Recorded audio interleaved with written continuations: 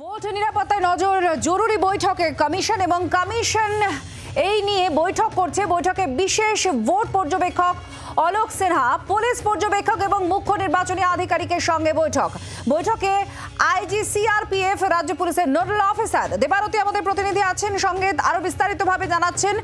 দেবারতী, কি খবর? আপাতত ভোট নিরাপত্তা সংক্রান্ত বিষয়ে কোন কোন ইস্যুগুলো এই বৈঠকে আলোচনা হচ্ছে বলে খবর?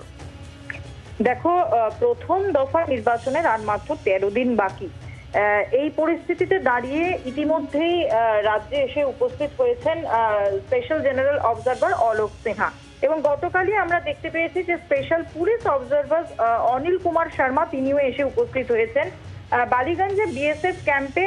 সেখানে আজকে যে গেস্ট হাউস রয়েছে সেখানেই আজকে তারা বৈঠকে বসেন, এবং মূলত প্রাথমিকভাবে সূত্রের খবর ছিল যে প্রথম পর্যায়ের ভোট কিভাবে সুনিশ্চিত করা যায় নিরাপত্তার দিক থেকে সেই বিষয়টা নিয়ে আলোচনা হবে।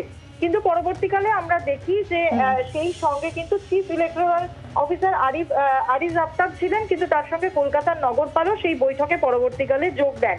এবং মনে করা হচ্ছে যে পুরো এই রাজ্যের যে ভোট নিরাপত্তা ব্যবস্থা এবং সাধারণ মানুষ যারা ভোটাধিকার প্রয়োগ করতে যাবেন তাদের নিরাপত্তার বিষয়টা যেমন নজরে রাখা হবে, তেমনি বারবারই পঞ্চায়েত ভোটের সময় থেকে আমরা দেখে এসেছি যে রাজ্যে যেভাবে হিংসার অভিযোগ করেছেন বিরোধীরা বারবার, সেই জায়গাগুলো যাতে এড়িয়ে গিয়ে সুষ্ঠুভাবে ভোট সম্পন্ন করা যায় সে বিষয়েও আজকে বিস্তারিত আলোচনা হয়েছে। প্রায় 2 ঘন্টার বৈঠক ইতিমধ্যেই শেষ হয়েছে। ধন্যবাদ।